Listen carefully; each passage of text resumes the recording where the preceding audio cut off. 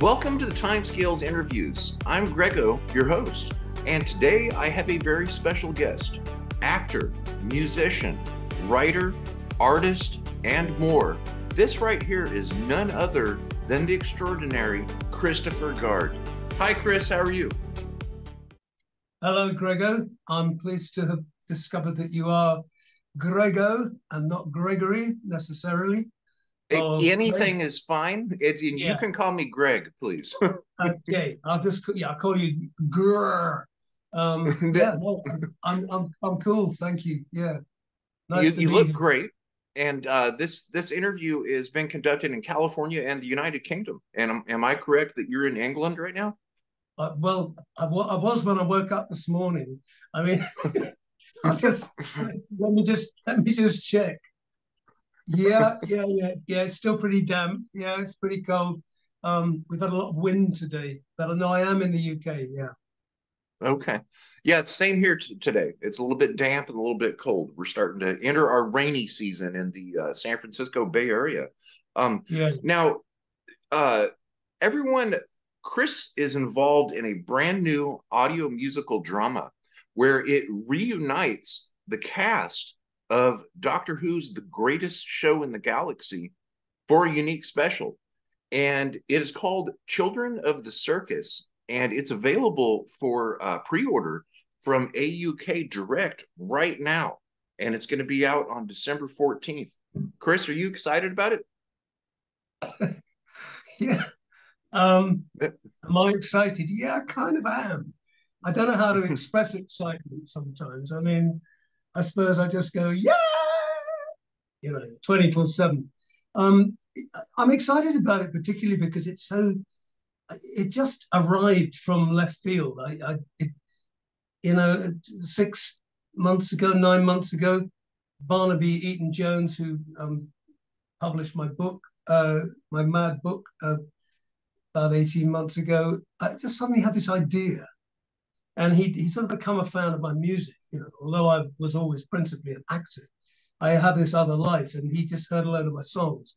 And he's got a crazy friend called Kenton Hall, and who's also a musician and a writer, multi-talented guy. And he thought, hey, I've got an idea. He probably woke up in the middle of the night. Maybe his kids woke him up, I don't know. But he just thought, hey, let's make a sequel to The Greatest Show in the Galaxy. Easy bit, yeah, but based around maybe 8 or 9 of Chris's songs that he's just sent me randomly. He said, can I hear what songs do you love? Your favorite songs? So there's some punky stuff, some techno stuff, and I thought, well, how the hell is that going to work? How the fuck is that going to work? However, we're all kind of a bit out there, a bit nuts. And Kenton, I guess, must have said to Barnaby, go on. Yeah, go on, throw it at me. Go on. I'll do it. Come on, make my life hard. And away he went and wrote this extraordinary piece, which also features all these songs of mine, for which the lyrics have been adjusted a little in places, but by and large, hardly at all. And I'm thinking, well, how did that work? It's very odd. I mean, when you hear it, you might think, how the hell did that work? That's very odd. But when I heard it the other day, I thought, wow, this is a hell of a soundscape. And then suddenly one of the principal characters just goes into sort of full-on, kind of performance mode and sings a pop song or sings a rock song or whatever. So, yeah, that's a long answer to am I excited, but I hope I've conveyed some of I'm excited by the preposterous idea, and that it's actually come to a place where I feel, yeah. Okay, well, you have me excited now. I did not realize that it was using your songs. I've read the press release for it, but I didn't realize that. And you said that there is some techno and some punk. That sounds like it's bringing The Greatest Show in the Galaxy to either be more modern or even crazier than it originally was. Well, yeah, absolutely. That's a really good insight because, I mean, yeah, there is, and that's the song that Toya Wilcox sings. Toya, I don't know if you know Toya Wilcox, but she's a big star over here. You know, she started her career in the '80s and had some hits, and she's still absolutely firing on all cylinders. She's brilliant, and she just happens to live up the road. I mean, I'm going like, hello. I move out of London and I find myself surrounded by demented musicians wherever I turn. You know, I can't get away because I moved out of London to be kind of closer to my daughter, and you know, and I still go to London a lot, but it's just been just so cool. I don't know. I think life is just like that. If you make choices that are not actually that sensible, you do things that are really unsound. Very often, something then happens further down the line that is probably because when you were making that dumb choice, and everybody was saying, "What the fuck are you doing?" And you go, like, "I don't actually know, but something is making me make this crazy choice." And then you go, "Oh, of course, that's why." Ta-da! So the idea of a linear journey, I think this is why people love sci-fi so much, because yeah, it takes us away from linear choices, logical procedure. You know, we don't choose the moment we're born. Well, I didn't. We certainly don't choose the moment we bugger off out the other side. But in, Right. but in between, we're trying to make everything absolutely like dum, dum, dum, dum, dum, dum, you know, let's have a war, let's have a soldier, let's have what the fuck? No, that's all wrong. You look at the way trees grow, you know, and trees evolve. I mean, they're just the most wonderful creatures, you know, and the things, the way you know, the micro uh, worlds and lives that all exist just within a tree. But we walk beneath trees, and half the people don't notice that they're there Yep. because we're too busy marching to nowhere. You know, cue talking heads. Yeah. You know, people do not pay enough attention to their surroundings. And if you just take the one tree that you're talking about, for an example, and how much life is involved just in that tree, and longer than human life. And Exactly. look at how many there are in the world. You know, somebody once told me, I was talking to a friend of mine who's since passed away. She lived in New York City, and she said, I asked her, "Do you ever want to live anywhere else? Have you ever thought of moving to California or Florida, where it's a little bit warmer, maybe, and try living near the ocean or the mountains?" And she said, "Absolutely not." She said, "Unless I could be a time lord and live to be 1,000 years old," she said, "there's enough things to see right here in New York City that I could live 1,000 lives just here and not see everything Exactly. twice." You Yeah, know, that is what I've said. You know, yeah, teach your kids, teach your children, teach your offspring to not even teach them, just show them, share with them your immediate environment. And it's fascinating. It's like the syndrome of when a child is given lots of expensive Christmas presents and they end up playing with the cardboard box. That's yeah, because that's the yep. human mind, that's the imagination. That's the bit that traditional education tries to kill off so we can carry on marching. No, no, no. That's all rubbish. There's none of that in nature. Nature doesn't do straight lines. Nature does, it wanders where it will, chaotically, you know. It has a sort of shape, but it you know, no, I mean, look, hearts are on the left hand side, you know.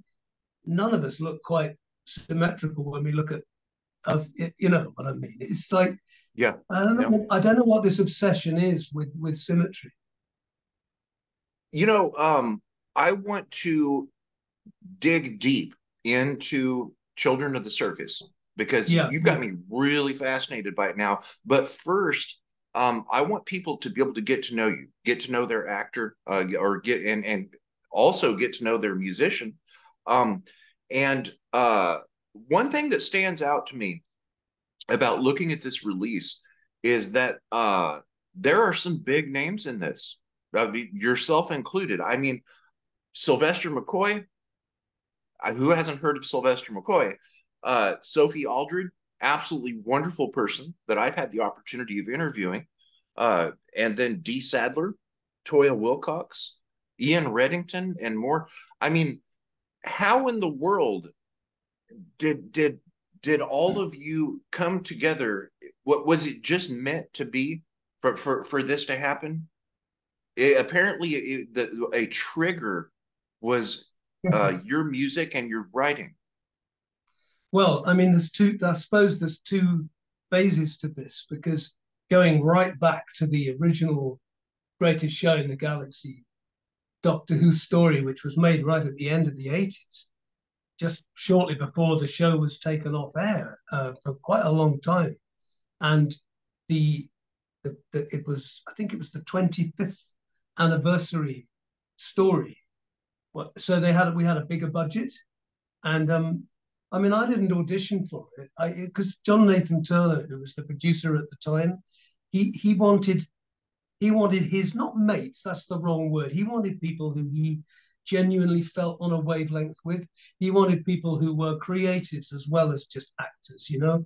He wanted people who were witty, who were kind of loving in a way. And there was a one incredible dynamic warmth about the whole of that show. And John, you know, I mean, he didn't direct it, but he certainly had a big say in the casting.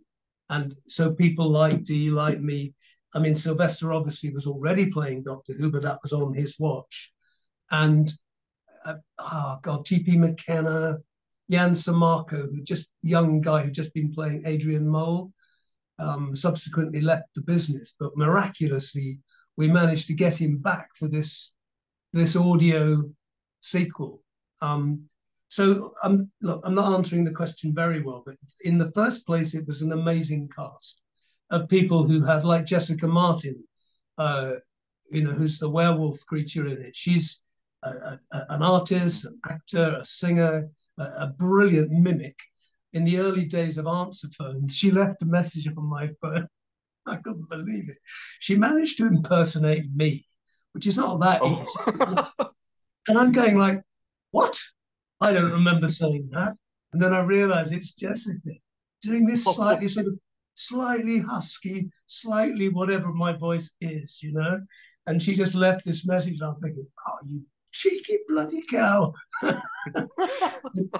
But everybody had, and it was Jess who suggested that I write the song that's on the DVD of The Greatest Show, which is, you know, a poppy piece. It's fun, but it's she said, look, so many of us are musical, or we can sing, or we can whatever. So let's do something beyond the show. And now, look, it's gone way beyond the show. Yeah. It's gone into the ether. It's gone into outer space. It's gone whirling around the universe, and it's bloody come back to bite us. Now, you know, I think it's interesting that you did not audition for the show, because that's actually something I was going to ask you a little bit later.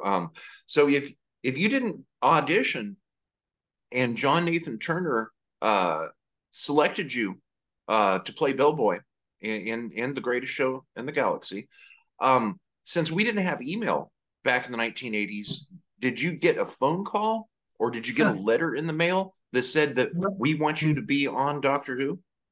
Yeah, that's an interesting question. I mean, I was in a position where I was quite a well-known actor. I'd done, you know, quite a lot of movies. I'd been a sort of child star, and although I wasn't a full-time child actor, so you know, I'd been quite well known.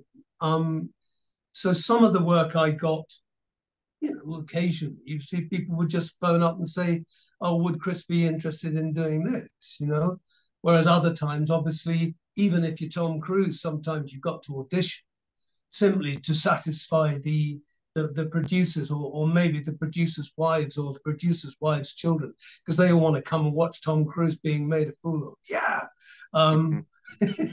But you know what I mean. Who You know wouldn't, what I right? mean? There are some amazing stories about people who've auditioned, you know, and nowadays particularly, I think it's so money driven, it's so procedural that people are expected to audition. Who back in the day, when I was in things like Claudius, I did loads of work up at the BBC, you know, classic series and so on. And more often than not, although you would sometimes you'd read a script, but it would be in a totally different way. You know, somebody wasn't filming it. It would just be like a chat with the director, who was usually somebody, you know, you respected, and he respected you, and you knew it might be you or it might be somebody else, but nevertheless, it was a very different way of working, which kind of all changed in the noughties. So there were no rules back then. Sometimes somebody would say, "Oh, can I hear you? Would you read this for me?" So it just reminds me of a story. My brother Dominic played the go-between in the famous Go-Between film, and he won a BAFTA award as the best newcomer in that movie with Julie Christie and Alan Bates.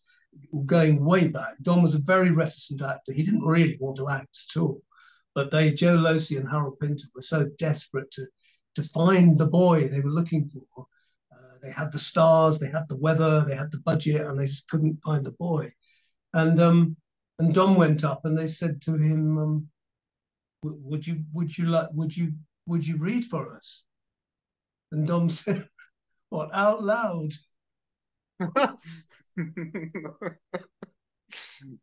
He thought it was enough just to read it. And Joe Losey just took. He said he phoned up his friend. He said, "I found him. I found the fucking boy. I found the There you go. I got him." Would you like to read for us? Would you like to read for us? What? You mean out loud?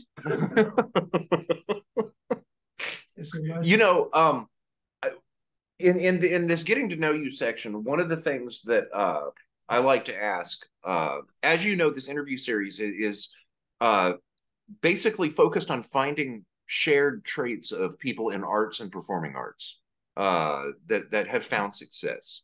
And one thing that I always wonder is if someone comes from a home that always had on, let's say someone's a musician. Now, this doesn't apply to you so much because you are a cross talent.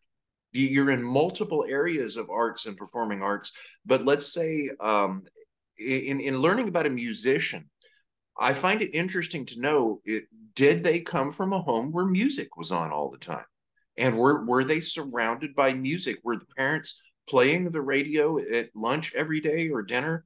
And with you, I already know that you come from a family of actors.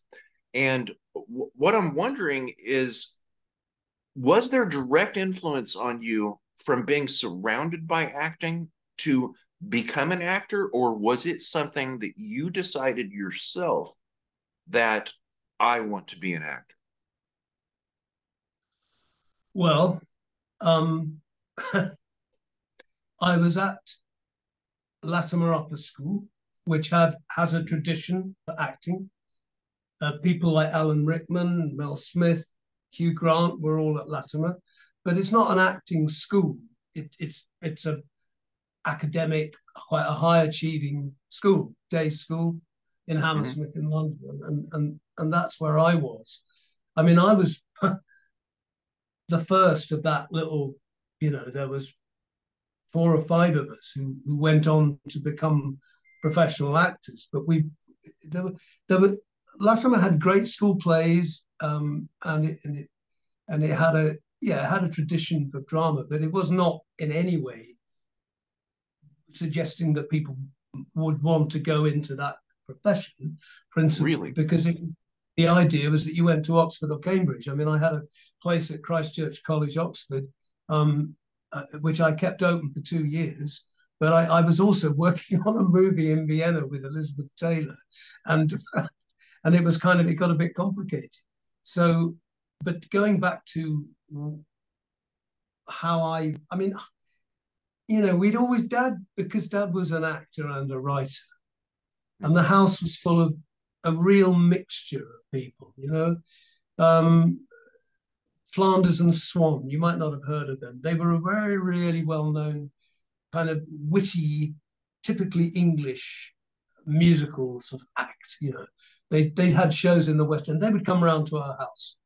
People like Albert Finney, you probably know, film theatre actor. I mean, he'd be in the house. So I was always surrounded by all this, but not in a way, it never felt that sort of important somehow. It was just a lot of creative people coming in and out of the house. And your neighbours and ordinary people, and I say ordinary, I mean just people, you know. So it wasn't like a house full of aspiring actors or musicians. It was just a very exciting environment to be part of, and yet it was no different from being brought up in a household where maybe my dad was I don't know, he could have been, you know, a carpenter or a plasterer or a you know, any other job. It was just I was picking up the tools of my parents. So there was always a bit of play acting, a bit of charades. Dad made these little 8mm movies, which was amazing. You know, we'd go off and poor Dad we'd show the films to our friends, you know, of an evening. And of course, in those days, you had to edit the film, the Super 8 film, with glue. And they'd all come apart during the show. At the end of it, you know, we'd draw the curtain. It was just fun, you know, it's just family stuff. And Dad would be like, and he'd put on the Grundig TK23 tape recorder to play a bit of Dvorak or something to accompany the film. They were like little kind of comedy adventures starring me and my brother, and latterly my sister. And Dad, at the end of it, the lights would come up. Dad would be, and all this bloody celluloid all over the floor, and then he'd have to stick it all back together again. So that was the kind of, the vibe was creative, and although my mum and dad were professionals, there was also, in the true sense of the word, a lovely amateur spirit, which was like, you know, just do it, have fun, you know, have fun with creativity, and it becomes a part of your life. And so that's the background. And then when I was 12, they were looking for somebody to play David Copperfield on the television. And back in those days, there were only 2 television channels in the whole of the UK, right? I mean, when I first went to the States, when I went to New York in, I don't know when it was, the late 80s, and I went, oh my God. And it's just wall to wall, you know, TV. And although we had more stations by then, back then, if you were in the Sunday tea time serial, you were notorious, because like 15 million people would be watching that. And that's a lot of people for the UK. So I was kind of headhunted for David Copperfield, because they couldn't find a boy who they felt had a sufficiently nice voice, you know. And they'd been round some drama schools, and they were looking for some, you know, with a bit of this stuff as well, which I suppose I had. And somebody just said to my mum and or dad, oh, does Chris want to go up and meet these people? They're looking for somebody to play David Copperfield, you know. So up I went to Threshold House in Shepherd's Bush to meet Joan Craft and Campbell Logan. And I was excited, I must admit. I thought, yeah, this is great. You know, I was getting into the Beatles. I had a Beatles cap. And I just was beginning to like the whole idea of having a bit of a profile, you know. I started playing the guitar. So although this was acting, it was still sort of, you know, kind of related to just I don't know, just getting out there, getting in there. And anyway, I auditioned a couple of times, and they were agonizing over who to go for. And one day I went up, and they said, when it was down to me and one other boy who had ginger hair, and they came out and they said, Chris, we want you to do it. And I just went, Nice. yes. Awesome. I was so happy. And then, of course, the older David in that series was played by none other than Ian McKellen, who back then was just Ian McKellen. Of course, now he's Sir Ian McKellen. But he was 26. He was still playing straight, and being a handsome Juve. And yeah, there were some amazing people in that cast. And it was back in the day when they made TV like a cross between theatre and film. So you'd have to keep the tape running to save money. A lot of stuff got thrown away because they had to reuse, or it got wiped because they had to reuse it. It was so bizarre. Got 5 Daleks following you around a set, Mm-hmm. And then you'd have to run from one set to the next, changing your costume as you go. So you've just been beaten by Mr. Murdstone, and then you have to they play a bit of pre-recorded telecine, and then you run across to the other side of the set studio in Lime Grove, BBC, Right. and there's a bunch of real donkeys and Betsy Trotwood. All right. Yeah. Okay, we're gonna go out of order here. We're gonna jump. I have to do this. We're gonna jump up. I want to ask you about your music. We're gonna get into that, but we've got to jump up here. If you want to intervene and say, Chris, shut up, I will. No, absolutely not. Capturing your story is an absolute honor to me. Okay, and I want you to know that and please do share. I'm actually trying not to interrupt you, because this is very interesting. But one thing I wanted to ask, when you were at Latimer, did you live on campus? And the reason I ask that is a lot of the drama schools here, the students will actually live on the campus. What was that? Was there a dorm? Did you actually live there with the people? No. What I was saying was Latimer was not a drama school. Yeah, I know. You said that, but did you live in a dorm on? I know what you mean. A lot of people think of Latimer like it's a public school, and it's Right. kind of similar. But no, I went there because literally it was just the other side of Ravenscourt Park. It was one of the nearest schools to me. So Mum and Dad were looking for a secondary school that I could go to, Right. and Latimer was what was called a direct grant grammar school back in those days, which meant you could get a scholarship. A lot of people would pay and some people wouldn't. So it depended. So, but no, it really was just a very simple walk across Ravenscourt Park. And yeah, it was a strange place to be because it was neither really one thing nor the other. The kids down the park at the end of my road said, "Oh God, you go to that snob school, don't you?" Which translates. Oh, the snob school. You go to that snob school, don't you? And I go like, well, not really. It's not really a snob. And they go, yes, it is a bloody snob school. But it kind of was and it wasn't. I mean, like Hugh Grant was there, right? But Hugh was a Chiswick boy like I was, and he was not from a posh family. He just developed that kind of way of being, and he had always had that sort of style about him. But he was not an Alan Rickman. I mean, Alan was born in Acton, and he's older than me. Hugh's younger, but Alan was, and Alan went into acting quite late. He didn't. He was he was hovering around the edges of it. He couldn't quite decide whether to take the plunge. It's funny because there was a wonderful teacher there called Colin Turner, who was the guy who tended to direct all the school plays. So if there was a bit of talent, he'd always get quite interested. Although that's not what Latimer was there for. Latimer was there to get people into Oxford and Cambridge and into the professions. It was churning out lawyers and all that. However, it did have this tradition. But I remember, and Colin used to have these 12th night parties, right? When he'd invite girls and teachers from Godolphin, which was our sister school in Hammersmith, and all these, and we'd go from Latimer, and there'd be a lot of sherry drunk by the teachers and beer by me. And but I remember meeting Alan for the first time. He was at one of these parties, and Colin had said, "Oh, I know this chap called. Do you know Alan Rickman?" He said he used to be at the school, and Alan was a working class boy, really. He got a scholarship, and he wasn't confident about going into the acting profession necessarily. And Alan Colin said to me, because I'd done this stuff on telly, you know, so everyone knew who I was. I was little David Copperfield. And Colin said, "Oh, Alan wants to be an actor." And I said, "Oh, really?" I said, "Okay."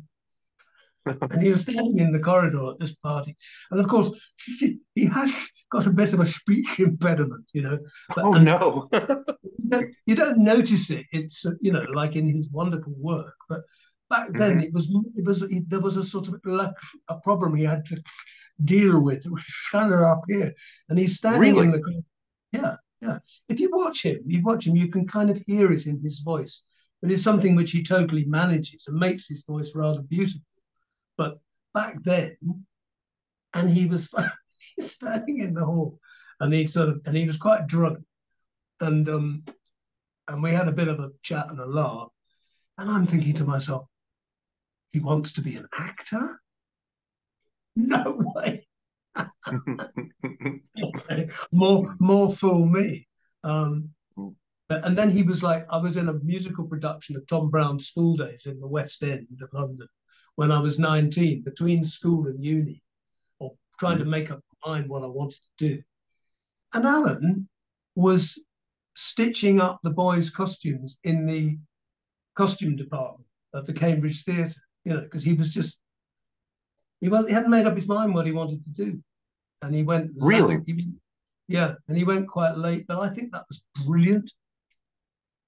I mean, I was suddenly found myself acting as a little boy. I was great in David Copperfield. I say to people, I peaked. They say, "What's your best performance ever?" I go, "That." I never got any better.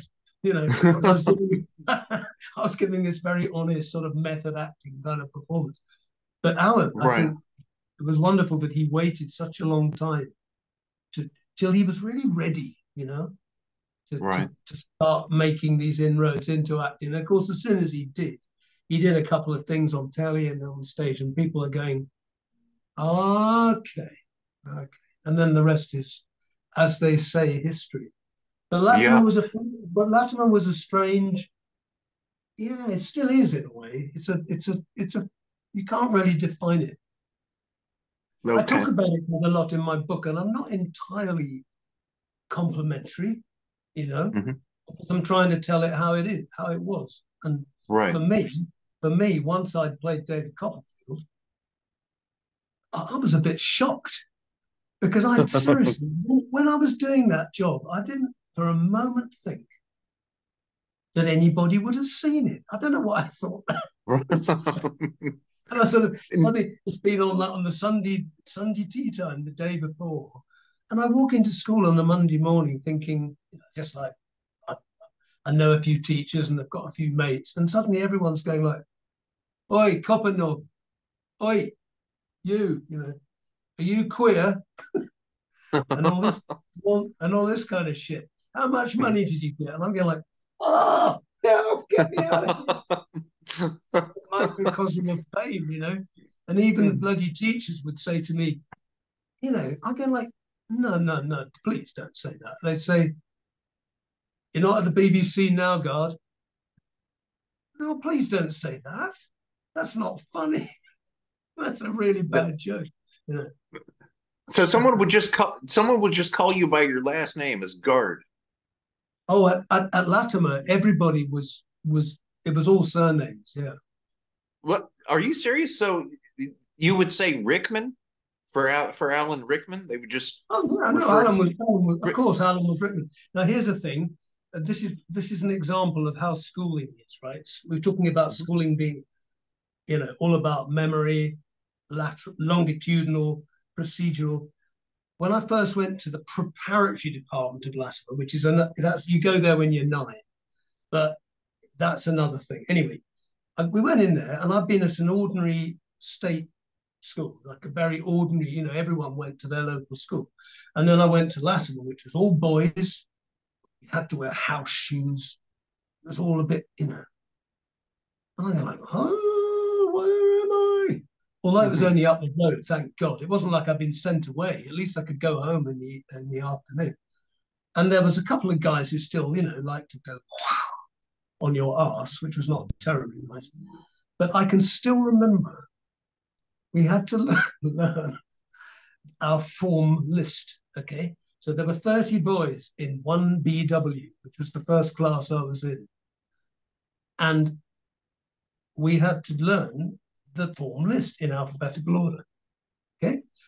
Begley, Boxer, Brown, Buckingham, Cesarani, Clayton, Curley, Davies, Eilenberg, Flintoff, Gamzer, Goldsworthy, Guard, Hannibus, Hay, Hobden, Hunter, Kanitsky, Lawson, Millward, Myers, Robinson, Sachs, Sears, Selby, Skipper, Tudball, Uren, Woolley. And if you want to check No way. That's in and now after all these years. Yeah, oh my God. I guess you can't get it out of your head. You know, when your dad was filming you and your brother and your sister with these 35 millimeter analog yeah. film, when you guys were watching those and you were seeing yourself act, did your family mentor you or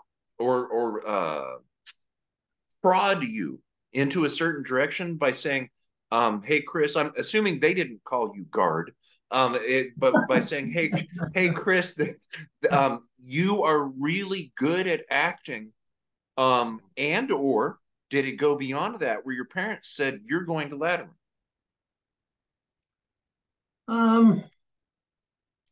Well, I mean, I think in a way the acting side of it was sort of taken for granted because mum and dad were both good actors, and also they were, interesting raconteurs and wits, and they, in our household, conversation and gift of the gab and all that was kind of taken for granted. So when we were making these little films, I mean, I suppose in a way I was the most ambitious one. Okay. And when we made the ones down in Coverack, where we went on holiday, I mean, entire 2-week holidays would be ruined because we had to film this bloody thing. And we got paid with ice cream with glossy cream on top, and we were allowed to buy stuff in the Senloft gift shop and stuff. That was our reward. But it wasn't like that wasn't forcing us to do it, and neither were we really. We just kind of, it just said, I don't know. We just said, hey, let's make another film, so then we can show it to our neighbours when we get back to London, when Dad's gone through agony trying to splice the bloody thing together.